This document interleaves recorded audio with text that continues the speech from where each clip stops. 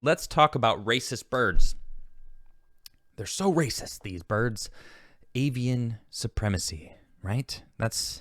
Look at this. This is from Washington Post.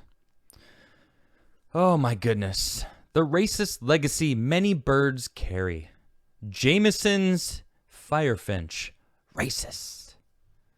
The birding community faces a difficult debate about the names of species connected to enslavers, supremacists, and grave robbers. My goodness. You know what? I know this is going to be about, the names of everything is created or connected to some sort of racist, eventually traveling down the line, right? Listen to how this opens.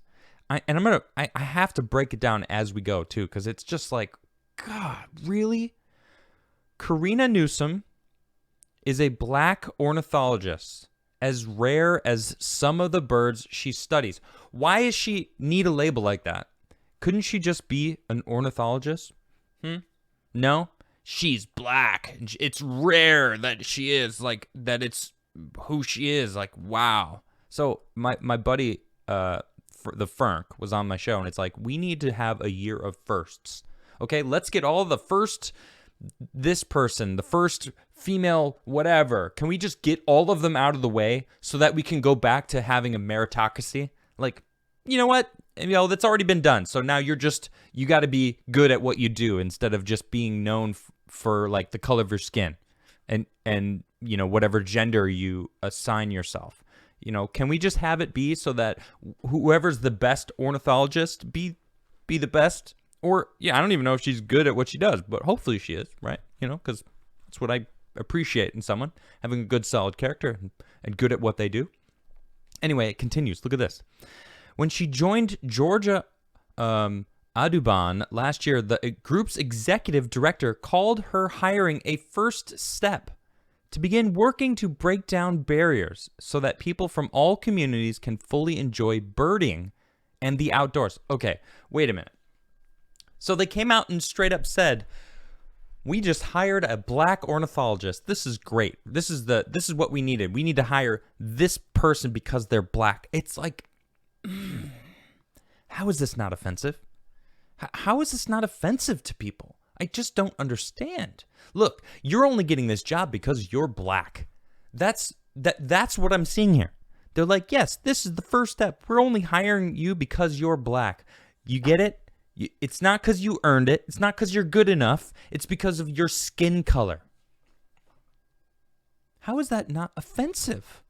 Martin Luther King taught we should be judged by the character of our actions, of who we are on the inside, not the characteristics of our skin color, right? But where did we lose that? He would be pissed at the world right now. Like, man, looking at the state of critical race theory, what they're trying to teach, all white people are racist now. Oh, really? Huh. Even Tupac, he came out and said, you know what? We can't just say all white people are bad because 2 cops in Oakland beat me up. Like, that's a slippery slope. Don't blame all white people, because it's not. And he's right. Because sure, there's racists out there. Yeah, of course. What, you're not going to stop people from being terrible people. There's going to be terrible people in this world. They exist, right? God, I'm getting offhand, but let's get back to birds being racist, right? Of course, but overcoming these barriers will be daunting, of course, to be a birder. As with the wider field of conservation, racism and colonialism are in ornithology's DNA. I can't believe I just read that sentence. Oh my gosh. Indelibly linked to its original story, the challenge of how to move forward is roiling white ornithologists as they debate whether to change as many as 150 eponyms, names of birds that honor people with connections to slavery and supremacy. The Bachman's sparrow, Wallace's fruit dove, and other winged creatures bear the names of men who fought for the Southern cause, stole skulls from Indian graves, and pseudo-scientific studies that were later debunked and bought and sold black people. Some of these men stoked violence and participated in it without consequence. Even John James Audubon's name is fraught in a nation embroiled in racial reckoning. Long the most recognized figure in North America birding for his detailed drawings in the continent's species. He was also an enslaver who mocked abolitionists working to free black people. Some of his behavior is so shameful that a 116-year-old National Audubon Society, the country's premier bird conservation group with 150 local chapters, hasn't ruled out changing its name. And Oriole, Warburg, and Shearwater all share it. You know what? Let's just cancel everything. Let's just rename everything. Let's just create new words, and because everything's racist now. Everything is awesome. The Lego song, like everything is racist. That really is what we should basically make it, right? And because that's how it feels. They're basically making everything they can racist. I'm not a racist. I didn't own slaves. Neither did my father. And you know what? I didn't have a hedge fund to live off of. I don't have a rich family. Like, I earned everything on my own. I got lucky and had a friend to put me on a platform to help give me a platform to now exist on the internet like I do. I'm grateful for what I have, but I wasn't given anything. I'm not inherently some sort of terrible white person that oppresses others, but that's what they're trying to push nonstop. Now it's like, well, these birds offend us. Yeah, only because you're offended. You're adding the context and reminding people that this, it's like, the swastika used to mean peace, right? And then they switched it, and now it's Nazis. I'm not trying to say I want to reclaim it, okay? But it's they added the power to that and changed it from positive to negative, right? So they're basically saying all of these names are negative names now because they're related to them. Or we can be like, learn from our past and move on. Like, who is really offended by this? Who? Nobody. I mean, you know what? Fine. Maybe there are some people out there. Who am I to say, right? But are you really offended, or are you being offended for the clout? Because that's what it feels like. I don't feel like any of these people are actually offended. Like, I think of that critical race. There's this image of this woman. She's teaching critical race theory, and on the board it just says all white people are racist. PayPal me, and then with her PayPal, and it's like, you're just doing it for money. Clearly, you're making a bold statement that all white people are racist. Okay, well, how about we just get rid of the word white and say all people are racist? Because that's really what she's saying. Because it's not white people. It's like anybody could be racist. Period. I'm so sick of this. Ugh. And then we have the mayor of Chicago saying, okay, so get this woman. She is just ridiculous. She's just saying, she's being sued by a white reporter because she denied them their interview based on the color of their skin. And then she goes on to say, well, when I stand on this podium, by the way, I'm a black woman and the first gay black mayor of Chicago. If you didn't obviously know, when I look out from the podium, I don't see a bunch of people that look like me. I see a bunch of white people, and that's a problem. And it's like, they're making it about skin color. So get rid of the white people? Or can we just go back to a time that we fought for? Not me personally, I wasn't alive at the moment, but I learned a lot about the people that actually fought for racial equality and to be treated equal, right? Because that's how I was raised, the 80s and the 90s. That's how it felt. I didn't look at someone's skin color and go and say, ooh, you know what? You're a different skin color than me. I should judge you on that. No, I judge people on how they treated me. If you treated me like rudely, then I ignore it. I like, you know what? I'm not gonna have you in my life. Period. If you cross me, I don't care what your skin color is. I'm not interested in being your friend. But if you're cool with me and you're nice, anyone has the ability to be nice. You know, if you're nice to me, cool. I appreciate that. I like being people being nice to me because I like to be nice to others. You know, I want to have a solid give and take, a good relationship with pretty much everyone I meet. You know, and if it doesn't go that way, then you know what? Then we'll take it at that point. But I'm not going to go, you know what? It is directly related to the color of your skin. Mayor Lightfoot, she's defending her decision. She's saying, well, you know, we're a mirror. What does she say? We're all mirrors on society. You reflect with a critical and important lens the news of the day. You hold public officials like me accountable. You must be diverse. It can't be that in the city of Chicago, with all that talent that we have, that we can't find diverse journalists of color. Okay, so they're only getting the job because of their skin color, not because of their merit? Okay, so all those journalists, you're not good enough to get the interview because of your merits, because you're good at your job. It's only because of your skin color. When are these people going to start being offended and going, you know what? We don't need your help because I can do it on my own because I'm worth it. Because I want to be valued for what I'm doing and what my worth is. Not because of my gender, not because of my skin color. It's ridiculous. Thank goodness for this, too. Check this out. So Biden came out with this thing like, we're going to help these farmers, but minorities only. No white people get the help. All right? If you're a farmer, if you're white, you're S out of luck. All right? Sorry. Well, a federal judge halts Biden's $4 billion plan to compensate farmers based on race. And it's ridiculous. A federal judge took the extraordinary rare step of issuing a temporary restraining order, halting President Joe Biden's $4 billion loan forgiveness program for minority farmers, saying the plan replaced one form of discrimination with another because white farmers are excluded. And there it is. That sums it up perfectly. It's just replacing one form of discrimination with another one. Or really just creating one where there wasn't. I'm not saying that discrimination doesn't exist, because it does, okay? I know people that are like, well, I was discriminated against, and I'm like, okay, that sucks.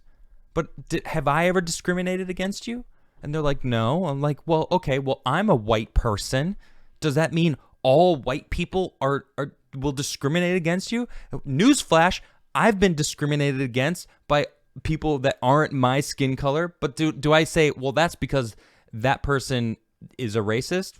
Actually, maybe they were, you know, but it's like, I'm not going to equate that one example that happened in my life to literally every other person of the same skin color. That is absurd and childish. And that's what these people are doing. Critical race theory. Look at this. G Prime. Shout out to G Prime. This guy. This dude. Have a good day at school, Jimmy. Have a good day of school. And then he gets into school. You're a bad person. Your mom is a bad person. Your dad is a bad person. Your grandparents are bad people. Your great-grandparents are even worse. Everything they gave you was stolen, and you need to apologize for all of it. And then, how was your first day of school, honey? Man, G Prime. Bro, amazing. And people are like, well, that's not realistic. Really? It's not? It's not realistic? This isn't what they're teaching? Their boys are being forced to stand up and apologize for men everywhere, for just boys. Right? What is critical race theory? Well, they're trying to make it seem like it's teaching about the history of racism in our country. No, we can learn. We should learn about that. Absolutely. I want people to know about it so that we can avoid it in the future. Let's talk about Martin Luther King and what he believed in. That we should be judged on the content of our character, not the color of our skin. That's the dream he had. Well, that dream is dissolving because of critical race theory. Because they're saying, well, you know, all white people are actually inherently racist because they judge others. Oh, a blanket statement that that's the case? It's ridiculous. This is basically polar. Look, okay, it might not exactly be accurate, but it's shedding light and basically, you look at it. I mean, it's sure it might not be exactly what's going on, all right, but it's embellishing a little bit, exaggerating a little bit. That's really what's happening, though. Critical race theory is state-sanctioned racism. State-sanctioned segregation. They want us segregated. They won't let us forget it. Everything in the news right now has everything to do with keeping us divided. We're all human beings, period. Period. We all bleed the same color. That's it. Everybody has emotions. Anyone could be rude. Anyone could be awesome. There's an amazing TikTok video, which I heard got deleted from TikTok, of a young father talking with his young daughter. And he's basically saying, critical race theory is ridiculous. Listen to my daughter. And she goes, yeah, anyone can be nice. It doesn't matter what your skin color is. You can be this color, this color, this color. Like, everyone's nice. And this is like, that's the energy that we need. Okay? We need to, like, and he says, he's like, this is how kids act. This is what they believe. They don't see skin color because all kids are like, love everybody. That's the way it is. They are taught that different skin color changes who a person is. That's what critical race theory is teaching.